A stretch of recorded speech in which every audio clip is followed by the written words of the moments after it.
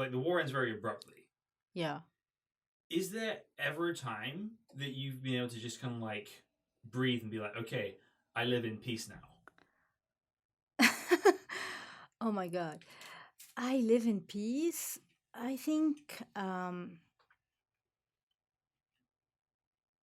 like, I definitely lived moments of peace, but these were very personal moments that did not reflect the like the environment or the surrounding around me. Okay. My peace moments were the walks I would have when I would be in the mountains. My peace moments were my walks that I would have next to the beach, or that remembrance I had when I was a child when I used to pick up fig trees in my grandparents' house. But if you want to ask about a peace moment related to the country that would reflect on the country as a whole, I would say that the years between 2001, 2004, before the assassination of Prime Minister Hariri, were like a little bit more stable, but that did not mean that they were peaceful, Yeah. because there was always this crisis moment and this essential crisis moment. Okay. So we also didn't talk about the presence of the Syrian regime in Lebanon, and because and this was also a huge issue. So what we were talking about is like a volcano hiding underneath a very stable phase, but everything reflected afterwards. So you talked about in war, Mm. you just kind of live in survival mode. Yep. And then you say you never really leave survival mode. Yeah. So what do you mean by that? What does survival mode mean for you? Survival mode means that you don't know the next day if you will go, if you are going, if your father will go to work, if he will get kidnapped on one of the checkpoints or not. Being in survival mode means, this is where we're speaking about the war era, okay? Is that you don't know if you go to school if the bombings will start over again, and if your parents will find difficulty coming and picking you up from the school, or whether your own school will be bombed. This is the survival mode. Being in survival mode now in Lebanon means that you cannot have access to food safety. You cannot have access to medications.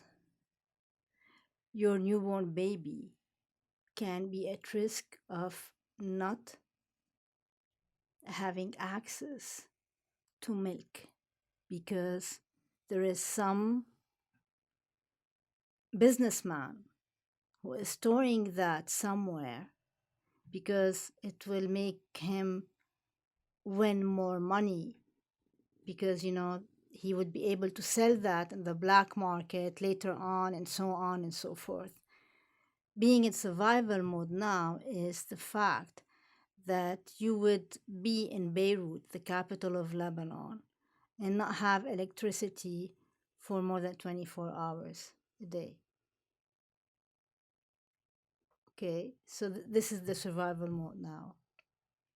And then have you ever got to a point in your life where you feel like you've left survival mode behind?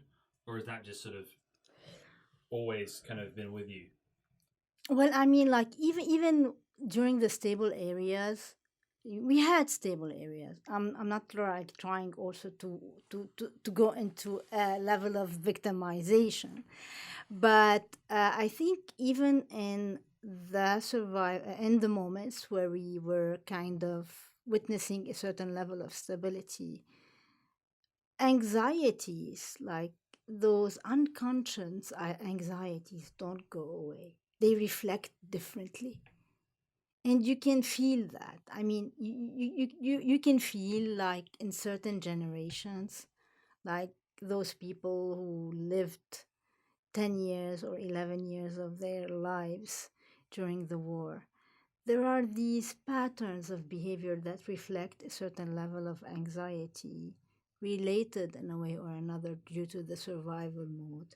Why do I, as an individual, in the most stable moments of my life, have to think about, oh, this is not a stable job.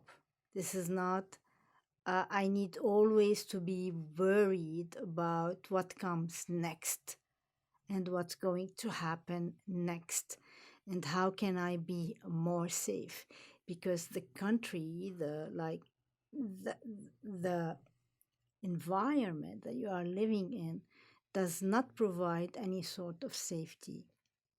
So this is one of the reverberations of survival mode, even in the most stable moments and areas. Um, so clearly, though, you yourself have found some ways to think about more than survival, because obviously you're someone who like wants to output things into the world as well. Like your whole work with kind of mediation between cultures, Definitely. it is because you want to move past that, right? Exactly. And this is one of the mechanisms of like finding ways, and you need to create. It's not like I'm speaking about the emotional cartography Mm-hmm. of us being in a country that had always been in a state of exception. That does not mean at the same time is that we are totally um, that we are totally uh, like submissive to it, Mm-hmm. because we find ways. We find our own ways through our own professions and culture, and arts, and even in whatever our profession is. This is what makes us feel more safe, is that, okay, I have nothing to lose. There is nothing provided for me. I need to create my own way. I need to create my own path. We were raised in non comfort zones, and here I have nephews who are Lebanese, but they were born here in the U.S. and they were raised here in the U.S. You can notice that they are living in a comfort zone, whereas I'm speaking of myself here. The comfort zone where I was in was never there. So, and I'm speaking of the political environment, and so here, when you have nothing to lose, it's a little bit easier for you to take risks. Right. And this is the thing that really shows why, to a certain extent, we are innovative despite everything. We are extremely innovative and we are extremely creative, and we create beauty out of nothing. And this is our mode of existence. Because there is nothing, we have to create beauty somewhere. So, yeah, I mean, I did, if you want to ask me, because I think this is your question about like how did I do that through my work Yeah. and through projects. Well, I think one of the most uh, marking moments in my career path was when I created a project called Sahbi Readership Initiative, which was in back in 2010. It's an initiative that is meant to introduce the book in a kind of non-common way, if I may say. And instead of waiting for people to go and fetch for books, a part of the book will go to people. Okay, yeah. Because in Lebanon and in the Arab world, the rates of readership and reading is very, very, very low. Although we are very educated, we master two languages and even three languages. We have a huge percentage of people who graduated from universities and they are in key positions and so on and so forth. But the rate of reading books is very low. So I said, hey, how about I find a way to unmake that? And this idea came in a very strange moment in my life where it was the 2006 attack uh, from Israel to Lebanon. And the whole country was bombed. And I was in Beirut. And I was like, in the office where I used to work. And I felt like nothing has meaning anymore. I want nothing in life. I don't want anything in life. I don't want even to be a successful person.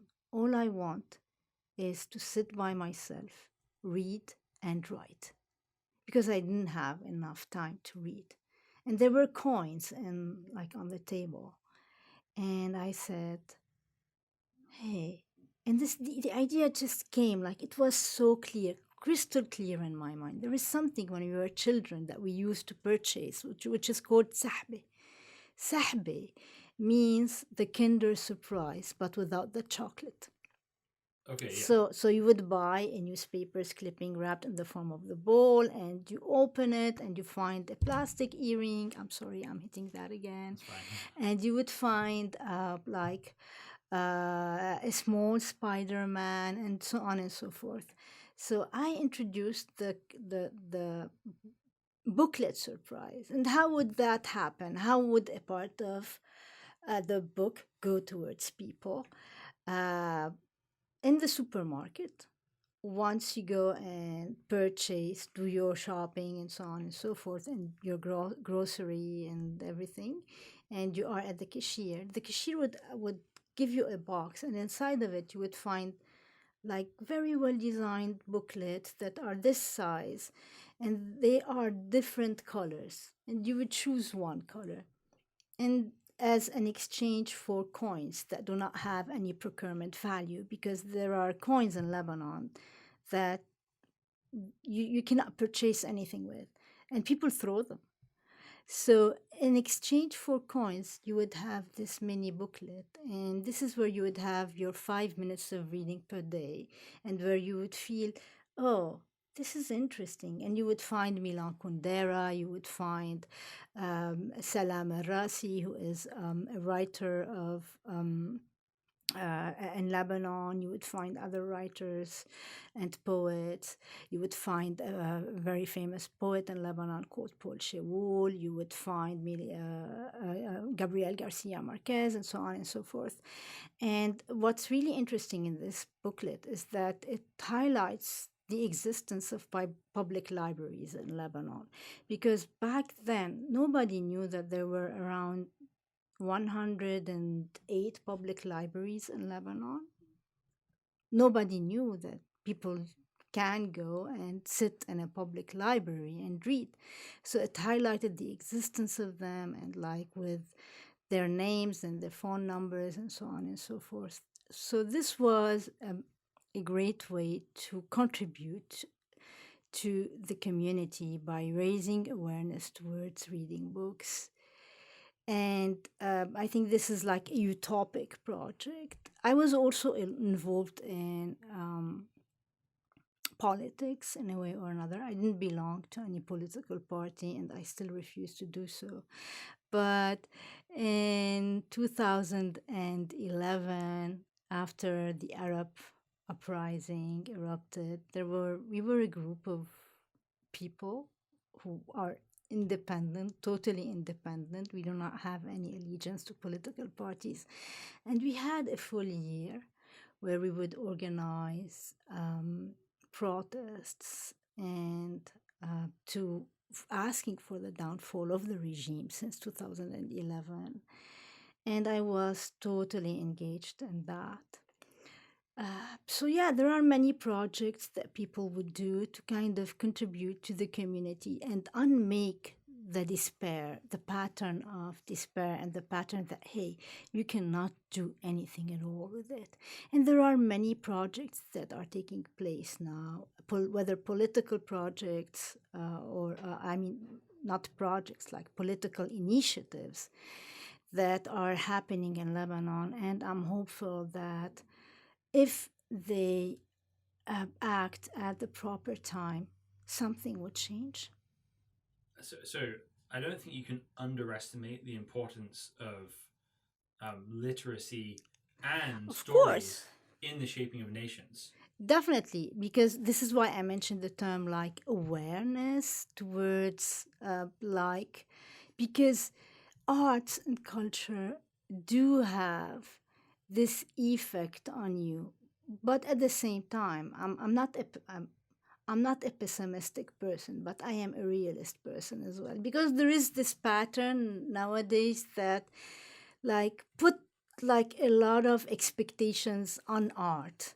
There is a scholar who is like amazing in the field of performance studies. Her name is Peggy Fallon. She considers that there is a utopian aspect in performance and in theater. And I do agree on that. But this utopian does, n- does not by itself incites towards change. What arts and culture can do is that, and I have to be very straightforward towards this. And I worked on a very important project, and I'm going to talk about this now. It's about the disappeared of civil war in Lebanon. You can do whatever you can in the arts sector. What it will do is that it will create a community of supporters. It will create a certain uh, empathy, support uh, among people who may not have known about this cause through a painting. Uh, but the big change, if it needs to happen, it cannot happen unless there is political work. And political work means political parties and new blood in political parties. I'm speaking of Lebanon, and Yes. I can also give examples elsewhere, because you know what is going on in Lebanon, and I'm also questioning that, is that art does not become a utopia that incites towards change. In a system such as the Lebanese system, what happens is it becomes instrumentalized. So what happens is a certain aesthetization of what's going on. And then we feel comfort, and then we say, "Hey, we as artists did what we need to do," and then nothing happens on the political wheel. And this, we witnessed that a couple of days ago on the 4th of August memorial. You know, we went through lots of disasters in Lebanon. We were bombed on the 4th of August 2020. And we are so now like prepared, and like the repetition creates that, hey, this pattern, let's make an artwork, let's create a memorial. You know, and for me, I'm very sensitive to that. I don't want memorials anymore. What I want is those who bombed us to go to jail. Mm-hmm. What happens is that we settle with the instrumentalization of art, and there is like fecundity in that. And I question that fecundity. Like this pattern that, hey, let's celebrate the day. I don't want, because, you know, we celebrate 13th of April, the Civil War 1975. We celebrated that for years. I do not want to underestimate the role of art, but at the same time, I do not want to instrumentalize it. Right. And because once you overemphasize the role of the art, it loses its role. Right. Because I think anytime you set out to do art with too much agenda, it Exactly. ruins the art, right? A true artist is a servant of something bigger than themselves, right? If you go into writing a project thinking, I want to make this political point, and this bad character represents my political enemies, this good character represents the people I like, you can't make good art that way, because in good art, you're a servant of the story. You're not the master of it. Exactly. And what is going on is that I do not want to say that the artists, what they did on the 4th of August 2021, is that they were trying to highlight themselves. I wouldn't say that, but I would say that Beirut deserves a moment of silence, a moment of not memorializing, not transforming everything into a memorial, nor uh, nor a monument, and nor a festivity, because we have witnessed that so many times before and nothing changed. We need to reverse the tools, because once you use the tools, once you use artistic tools or other tools, and you are doing this for the 4th of August, right? Are you doing it to remember? Because if you are doing it to remember, I don't think anybody forgot what happened. Right. You know, why are you doing it? Are you doing it to create a certain dissent activity against the government?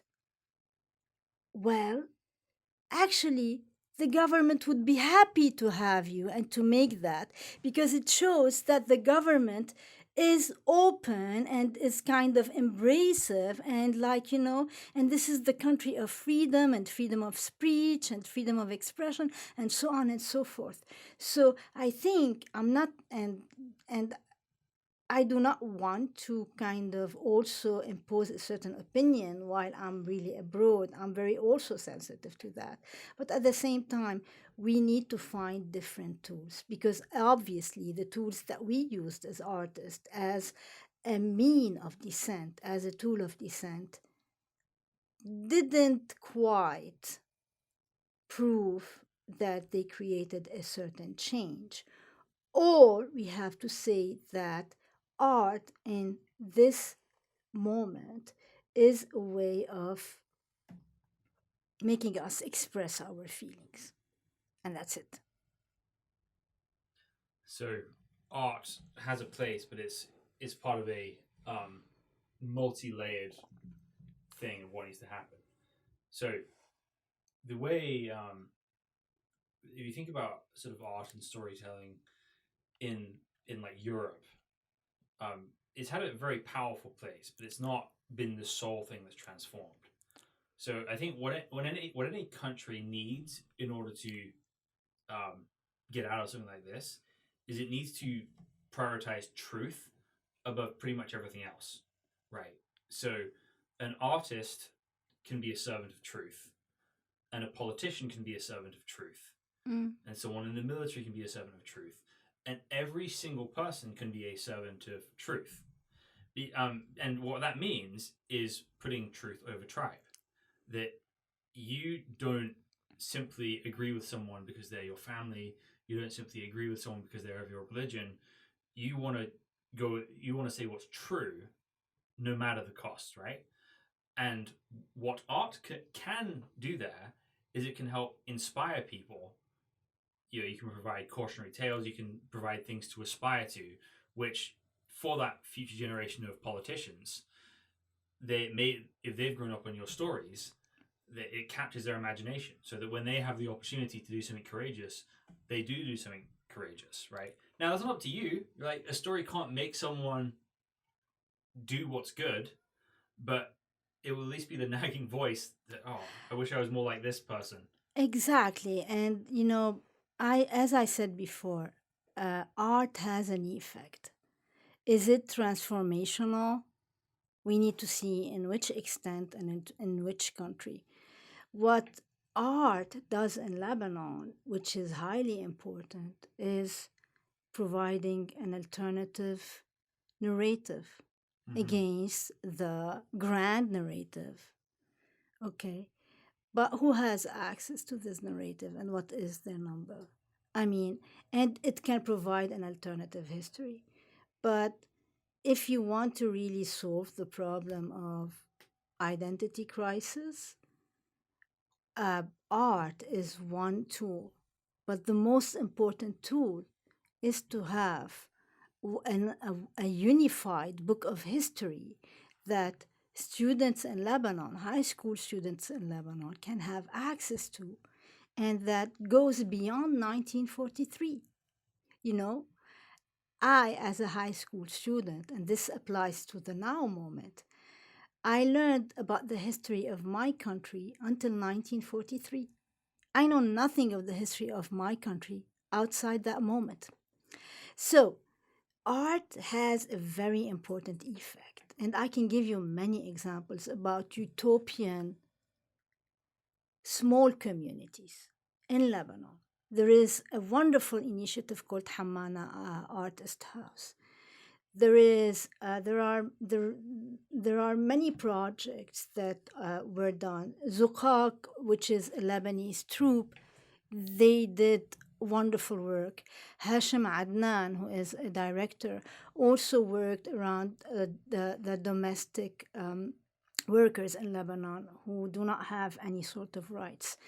We are very engaged politically, and this is the most beautiful thing about art in Lebanon. And if I want to speak about theater, which is like my major, okay, but at the same time, if I want to change, if I want to make real change, the situation in Lebanon is that devastated that I cannot settle myself with the slogan that art is transformational. Right. Okay.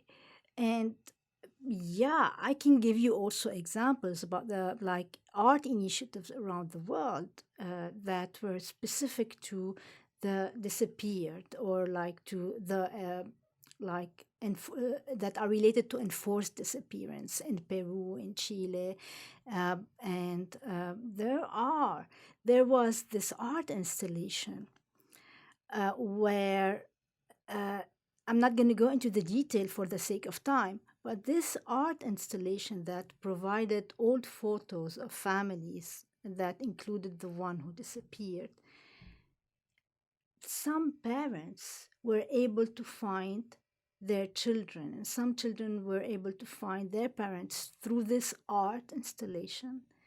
Also, there is a wonderful film in Lebanon that is called Sleepless Nights that made a similar result with a woman who was searching for her son, although this was not confirmed 100%. And this film was by filmmaker Eliana Rahib.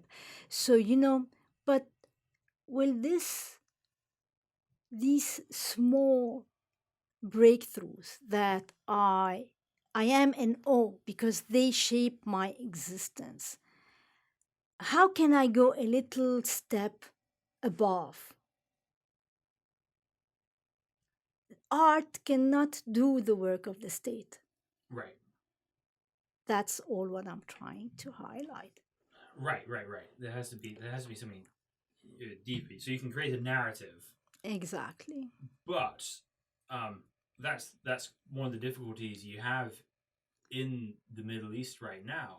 In general, is you kind of have these competing narratives about what life is about, what the Middle East is, what nations are, and no one ever really wins that, right? It's just my truth versus your truth Mm-hmm. kind of thing, and unless you actually have something, so this is to me why this is kind of religiously interesting, is because I think personally that you have to have something transcendent above all of that to find a like you're talking about one history book for all of Lebanon.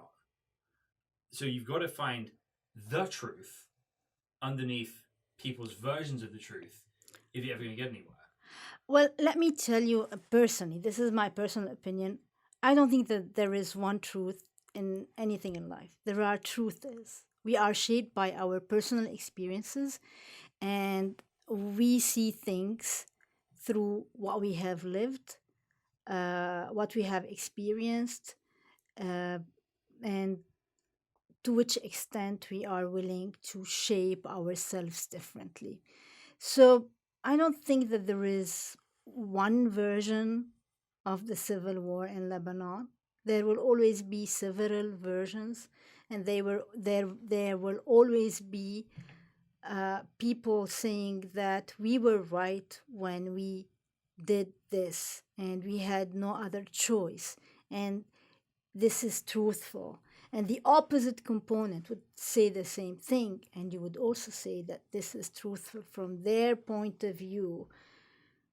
This is also truthful. From the point of view of Palestinians who had the right to fight, they would tell you there is the agreement of the Cairo agreement, and from the opponent view, they would say they were acting in a very condescending way, and we didn't want that. We don't want war. We want to really focus on ourselves. This is also true. Who has more right than the other? I don't think that we can judge that because, in a way, there is this huge identity crisis that preceded that moment.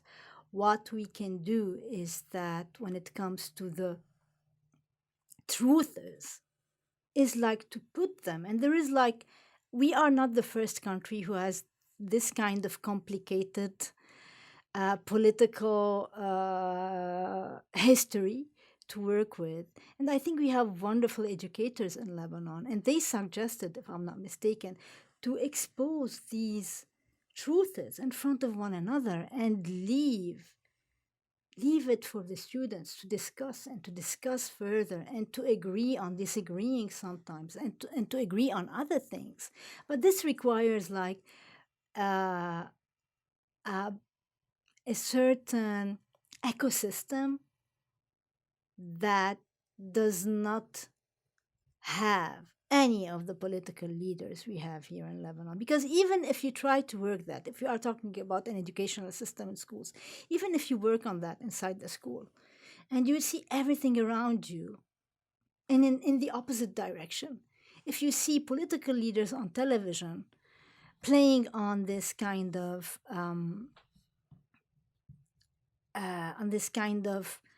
rhetorics and discourse of like creating tensions with the other, no matter who the other is. There is a tactique in Lebanon. Political leaders develop strategies to manipulate audiences, and this is highly dangerous. No matter what you do on a smaller scale, if you don't work, do everything you can to go towards the direction of the downfall of the regime. And although we are all aware that afterwards the moment will be very difficult because you need to find an alternative, and finding an alternative is not that easy. Okay, whatever, no matter how you try, you will make changes. They will be great. Will they reach a stable moment? Will we be able to create um, a common identity? Are we solving the identity crisis? I hope so. So I think I agree with about 70% of what you're saying, because I do really, really believe that it's important to sit down with other people and hear everyone's perspective. Yeah, I didn't deny that. No, no, you're right, right. No, no, no, that's what I'm saying. That's what I'm saying. I agree with, right? Oh, okay. But on the other hand, right, the politicians, like what you're talking about, is when one person is supposed to be prosecuted, then people from his religious group will come out and say, no, no, no, he's one of us. We don't support this prosecution, because they're living out their truth. Exactly. Right. So you have to. So yes, you need to hear everyone's perspective, but you do kind of have to have some common capital T truth. Yeah, It, it's not that when if if we are talking about the bombing of the 4th of August, there is a truth to that. Right. And we need to reach it. Yeah. But if we are going to talk about history, since it's past and it was not solved at its moment back then, Yes. we will always have truths. Yes. So this is the nuance between, yeah, I want the truth. I want the big T, the huge T, like the 10 meters T around what happened on the 4th of August, and who kept those nitrate dangerous products in the port of Beirut, and why all this happened. I want that truth 100%. We totally agree on this. Yeah. Yeah. Okay. So so I think we're just saying the same thing in different ways. Yeah. That But when you told me about the truth, we were talking about the civil war. right. Yeah. So there's only so far you're going to get trying to dig through history to figure out, well, who exactly is. You need grace and reconciliation for the past, right? But for problems you currently have to solve, you've got to have some sense of objectivity that transcends tribe, transcends politics, transcends religious groups, and holds everyone to account, not just the people who are not my family, who are not part of my tribe. Yeah, exactly.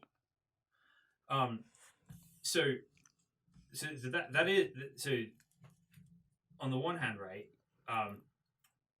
I agree with you that we have to hear everyone's perspective, but how do you think we get all these different people with their own sort of versions of reality, right? Their own way they see history, their own way they see the future, whether that be Hezbollah, whether that be the Phalange, whether that be the Maronites, whether that be the Sunnis, right? Everyone has their own kind of version of history. Everyone has their own sort of vision for the future that they're all kind of working to independently. How do you think that you, other than having a common history that everyone gets to read and hear everyone's perspectives, how do you think, what is the sort of secret sauce to building a Lebanon where everyone shares an identity and can actually work together to building a future? Well, I think that it's very difficult to find an answer for.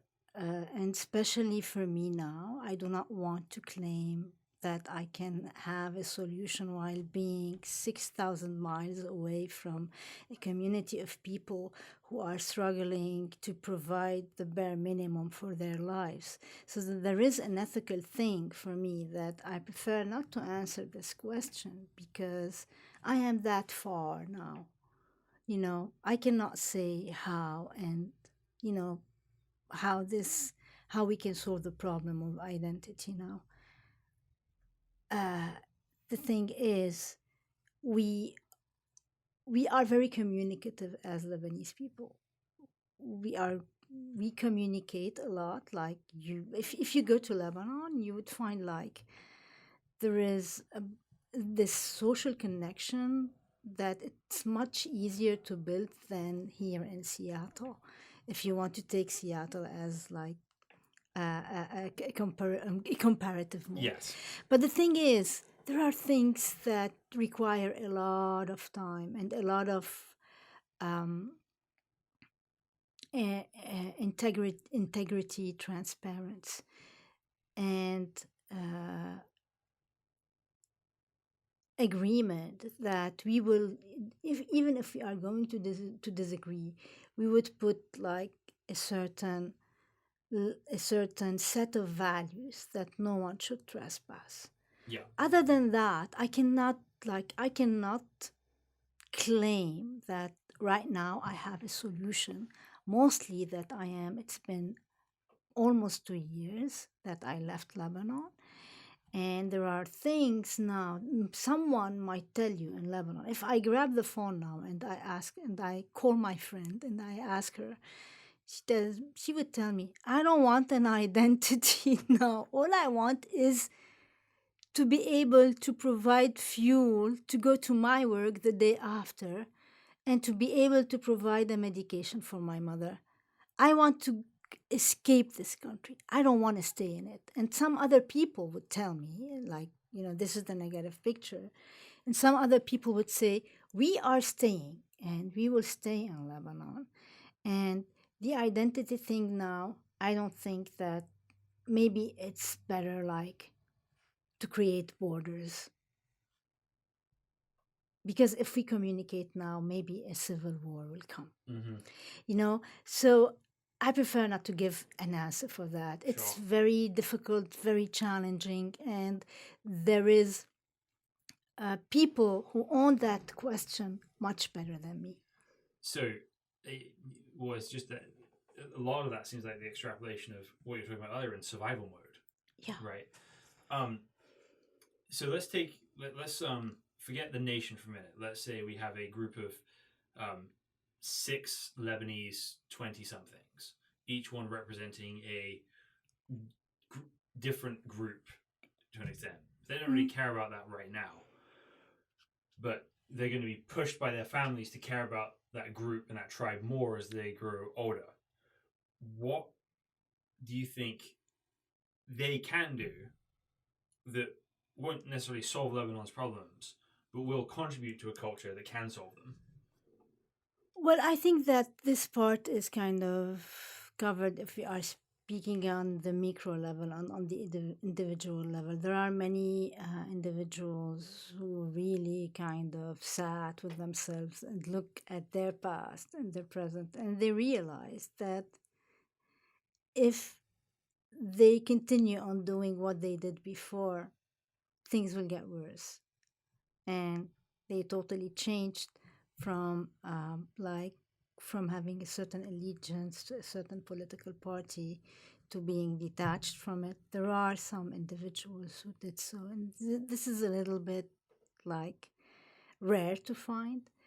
Um, and if you have 6 people who just want to create bridges between one another, this can happen as long as there is like someone who can create a certain distance from his past. And we need actually what we need, and this depends. Are we talking about these 6 persons living in Lebanon or outside of Let's say in Lebanon.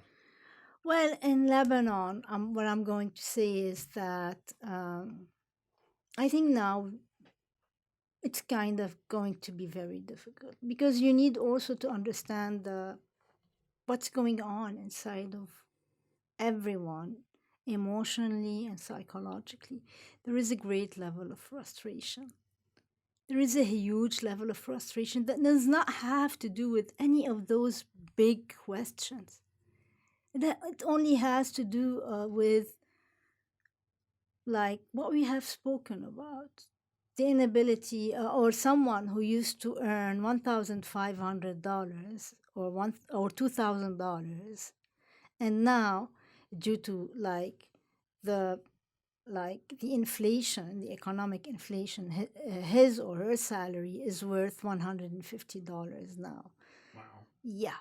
So this level of frustration, and add to that the different media, the poisoning of the media, the poisoning of the environment around you.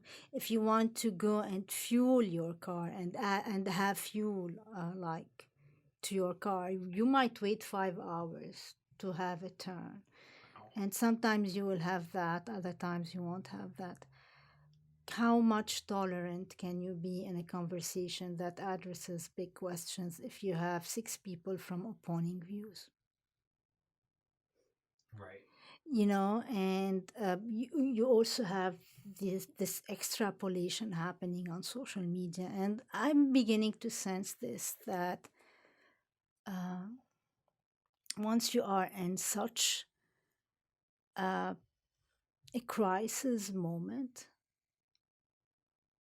sarcasm erases violence, but it creates different kind of violence. So what happens on social media is that we believe that we are creating conversations with one another, but what is going on is attacks and people like attacking and and going towards sarcasm, which I mean sarcasm is good. Like sarcasm is very good sometimes. Yeah, I'm British. I have to believe that. Yeah, sarcasm is wonderful, but sometimes things like the level of attacks that are going and happening on social media without like building a conversation,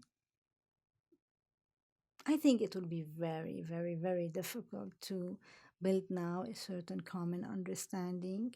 And I can also relate to the experience of an organization in Lebanon, which is called the Organization of Old Warriors.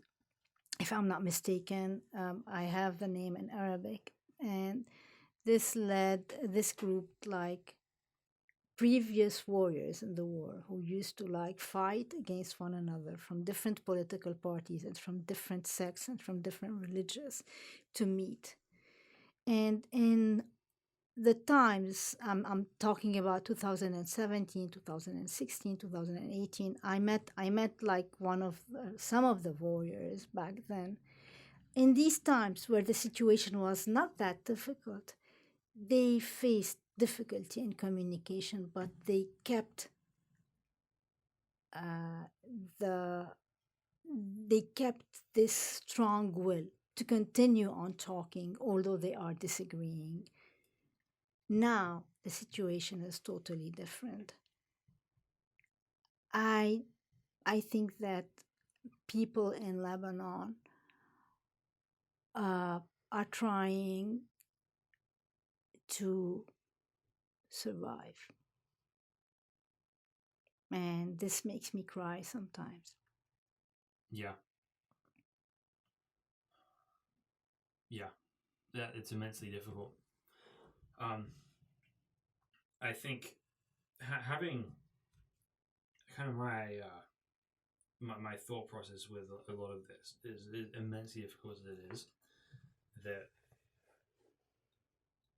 you don't really get out of survival mode until you make a specific decision to not live that way. Um, so, as a Christian, part of part of the idea of that is believing in this sort of external source that kind of has your back, no matter how much crap other people may show at you. So I'm asked to love my family, my friends, my neighbors, and my enemies, no matter what gets thrown at me. I have a mandate to love people, to work for the good of others, and not simply look out for myself, based on this this sort of transcendent idea.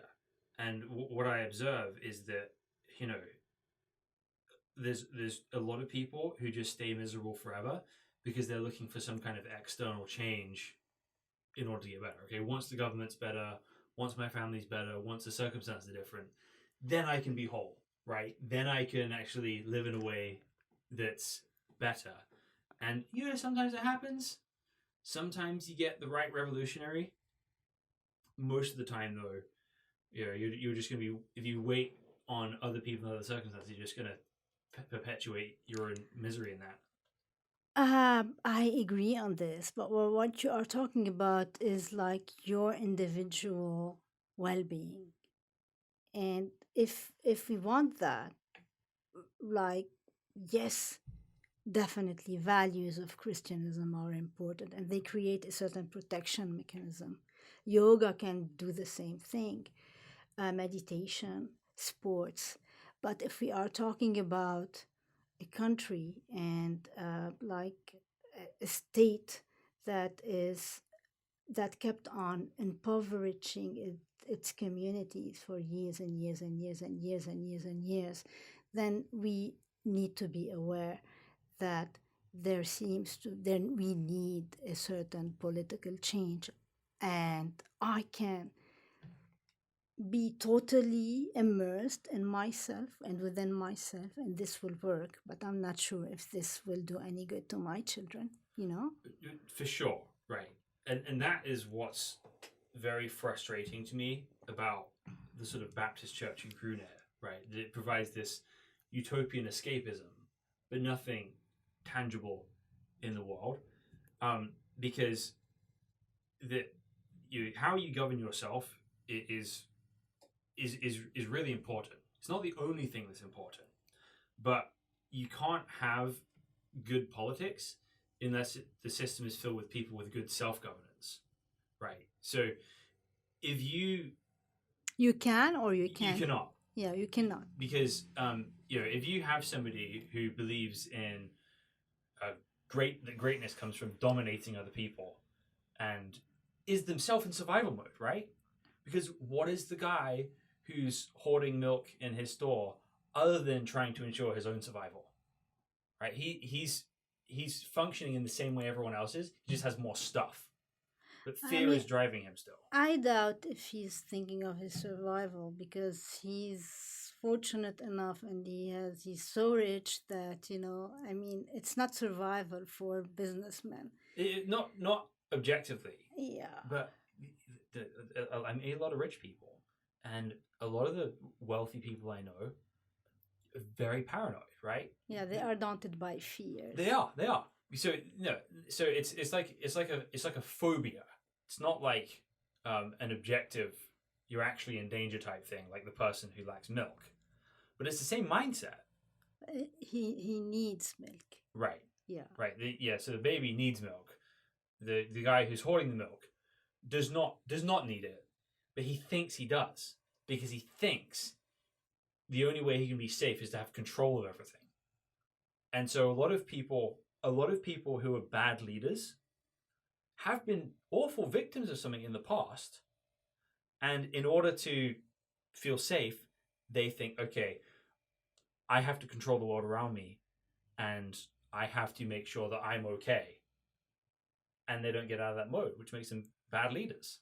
Well, yeah, I thought of this idea for a while, and I am that tolerant to think that every person who is kind of aggressive or like acting in a strange way, has his own reasons back in his childhood and so on and so forth. But when it comes to like uh, politics, and when it comes to polity, and when it comes to economy, and when it comes to business, it's a huge system. It's not about individuals anymore. It's about like a huge system that it's being spread. It's about capitalism as well. It's about like, and the only way and this might be true for the person who is like keeping the milk, if you want to go to the example of the person who's keeping the milk, the only way to kind of create equity for all these layers of people who want to be in survival mode, if I want to agree with you on this, is to have a state that protects everyone's rights. Yes. Rules, bylaws, regulations, people going to court, people being imprisoned. Yes. There is impunity in Lebanon. You cannot imagine since which year and since which crimes. Many individuals were assassinated. Many politicians were assassinated since the 1960s and the 1950s. Many journalists. I mean, and no one went to court. There is no narrative of who killed this individual or that individual. I'm not going to give names.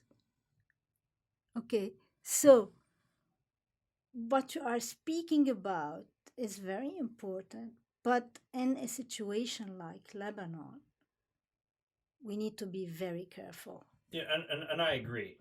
I think simply what I'm and that in my mind would justify somebody who's been through something bad doesn't justify them doing something bad later.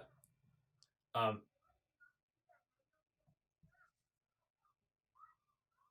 Okay. um, Can I look at my watch? yeah. By the way, I'm also going to Armistice after this, so I can. Ah, wonderful. We can- have to leave. Yeah, actually. I can drop you off there. Okay, wonderful. Yeah. So the last thought I want to kind of get out quickly is that it doesn't make it somebody who inflicts pain on other people because they've experienced pain doesn't make their later actions better. It actually makes them worse because you actually know the pain and need you're experiencing. Mm. And then you have decided to block out the cries of other people who are experiencing the same things you have. Now, it's not good to do that in ignorance, but there's almost like kind of excuse in that. But if you have gone through it yourself and then go do that to other people, it just makes you guiltier. So I don't think, so I believe, I believe all these skeezy politicians have gone through bad stuff. I might disagree Maybe, with you on this. You know, I like there are, of course, some people who went through difficult times, and I'm not talking only about politicians. I'm talking about politicians, and I'm talking about like those who hold the economy of the country in Lebanon. Like, and this is 1% and of the Lebanese individuals. They hold on to the fortune of the country. I'm not sure if these are victims or these were victims. All of them were victims. You might find one, but I think it's greed. Greed exists. Yes, it absolutely does. And I agree with you. So I believe that biblical Christianity, when lived out, insists on justice too, right? But even more so with people in your tribe. So if you look at what Jesus has to say, what the Bible has to say, it doesn't enable your own people at the expense of everyone else. The Bible says judgment starts in the household of God, which means when you see problems in yourself, that's what you deal with first. If you see problems in your own tribe, you deal with that first. You see with problems in your own religion, you deal with that first. You see problems in your own country, you deal with that first before you go worrying about everyone else. And unfortunately, what humans fall into is the exact opposite, right? First is in America, it's like first the problem is, China and Iran, then it's the Democrats, then it's the state government, then it's DC, then local government, then my neighbors, then myself. Then racism. Yeah, right. Rather than starting within ourselves, we find some existential person out there to blame for all of our problems, and we don't grow because we can always find someone else to blame. Well, I think that what you are saying is important, but it has like an area of or a margin of validity within it, because I think that the system plays a great role in shaping our behaviors and our attitudes, and creating all the injustices of the world. So if whatever you do within yourself, it will bring benefit to you, to the neighbor next to you. But the neighbor next to you, who when he goes to work and when he is black, okay, if you want to kind of speak of like people of color, and if he belongs to a certain color, and if he has a system that does not offer him equity in terms of medication and so on and so forth, and if he is not protected because he has a different skin color, then you will not be able alone to solve all his problems. The system needs to do so. Yeah, I don't disagree with the need for the change in the system. I'm more talking about analyzing other people's problems, right? So the equivalent would be a white person blaming black people for the problems in the city, right? Yeah. Right. Looking at another culture before you look at your own. But I realize that we have to get going. Yeah. So thank you so much for being here. Thank you. It was really kind of very interesting, and I always love conversations. Like I miss conversations in Seattle, actually. So thank you for opening that window for me. Well, thank you for being here, and thank you guys for listening to the Thank Almeida you. Initiative podcast / Aftershow. I will see you next week.